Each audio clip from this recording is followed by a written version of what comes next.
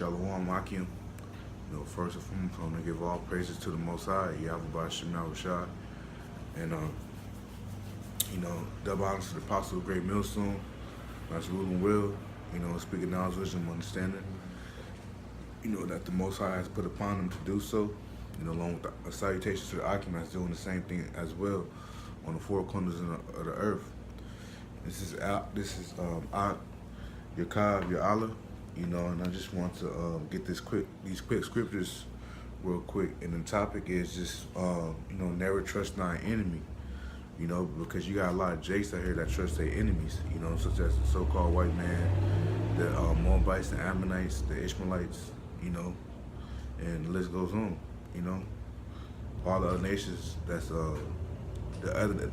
they trust every other nation besides our own people,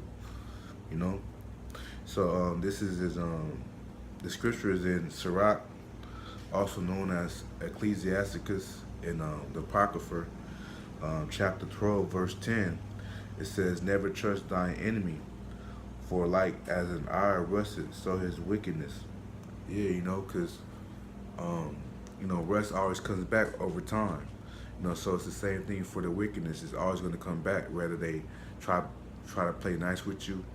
It's always going to come out, because, they're the son of the wicked, so, which is Esau, and Esau's the main one, but the other nations too, they're wicked, they were made to be heathens and to be slaves under us, they were meant to be our slaves, the Israelite slaves, Salakia, It says, "Through he humble himself and go crouching, yet take good heed." Yeah, because the white man, and particularly, he always come humble, with a suit on, bald face, but inwardly his heart is filled with war,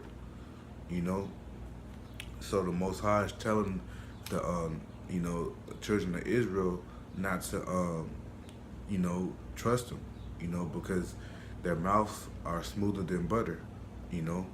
They got real smooth, eloquent speech, Says, "And go crouching and yet take good heed and beware of him." Yeah, pay attention to him, because after a while, the white man and the other nations are phonies, so they could be playing the game for a long time with you acting nice, but it's going to be one day, they're going to show their true colors, which goes back to what I just said, what the scripture just says, like iron rusted, it's always going to come out, no matter how good, good it looks, or good they look, It says, and thou shalt be unto him as if he has wiped a looking glass, and thou shalt know that his rough have not been altogether wiped away. Yeah, we're going to know, particularly speaking on the elect of Israel, the 1/3 of Israel,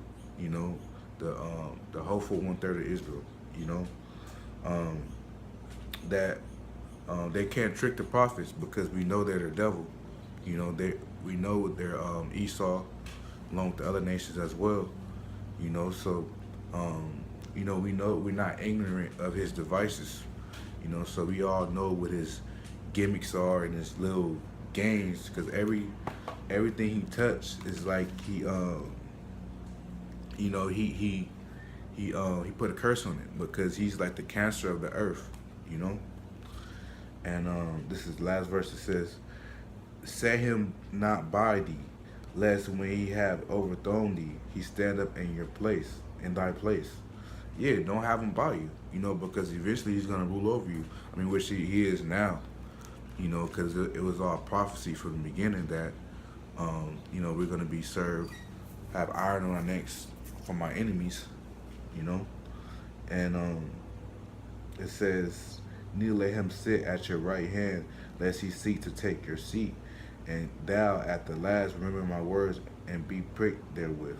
Yeah, so remember these words, man, of what Yahweh Bashim Yahushua told us to do, which is never trust thy enemy, because trusting your enemy, look what it gotten us, Really, we sin against the Most High, we transgress against the law, statute, commandments that he given us, and that's why we're in these positions now. And but the other part is we trust in our enemy too much. You know, particularly the 2/3. I mean, us too, the prophets. You know, we trust in everything he did. You know, saying, he gave that he's going to give us 40 acres and a mule, and that never happened. You know, here, we're working at these end-to-end jobs. You know, we could be there for 5, 6 years, but another nation can come in and get a promotion quick. You know, but that's just all part of the curses. You know, but at least, being a prophet of Yahweh by Hashem Rashad, Lord willing, I am. At least I know why all this is happening compared to the other 2/3 I don't know. Just living in folly and rejoicing. Living in a mirth. So it's better to know why you're in this position than not to know, at all. And to know your true heritage. You're not black. Black is a color. You're not African American. You're not a Hamite. Because our spirit is totally different from theirs. Because we're the children of Israel are the salt of the earth. So everything we do is like flavor we put in.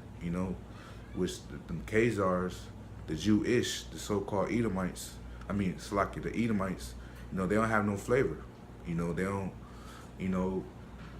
Even. The Jakes, we dominated everything. The so-called Native blacks, Hispanics, and Native Americans. We dominated everything, even on the left-hand side. So I just lets us know, that we're special people to the Lord, which is in Deuteronomy 7:6.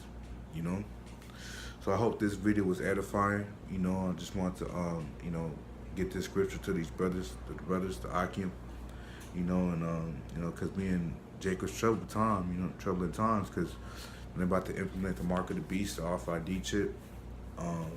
It's about to be famine and a word soon. Because they're demonizing us in the media as of right now. It was recently a kid, a college kid, dude. He had so-called stabbed 3. He supposedly killed 1 Edomite and stabbed 2 Edomites. I forgot what state it was in, but and they say he was a black Hebrew Israelites. Which we're not black Hebrew Israelites because we are shades of the earth. So, but that's just all prophecy that they're just demonized us because they know we have the truth, and they're scared to death because they know their kingdom is going down. So I'm gonna end this video. I hope this was edifying once again. And this is Yakov, your Allah, and hopefully it was edifying. So with that, I'm gonna say Shalom. Stay strong.